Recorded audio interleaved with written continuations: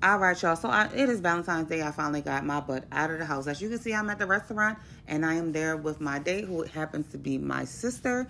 Like I said earlier, I was going to go by myself, but she, wanted to go with me. So I said, well, come on, let's go. The first thing that I always get when I get here is always this Honey Crunch coffee. I love this iced coffee. If you have not been to First Watch and tried it, definitely give it a try. It is a number one for me. I don't get anything but that and some lemon water, y'all. And you see, honey, I'm about to chug it down.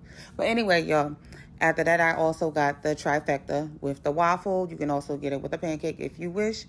I wasn't hungry, and I also was not a fan of it, but I did eat what I could. I ate about a triangle and a little bit of eggs. Anyway, y'all, after this, we had to go to Target and a couple other stores to get some gift bag stuff.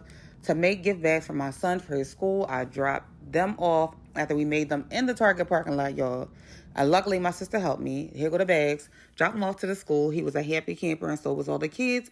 Took the kids to Les Sardos for dinner for Valentine's Day. The food was trash, but we had a great time. Overall, bad food for the day, but definitely a great vibe. There's my food. Trash, trash, trash.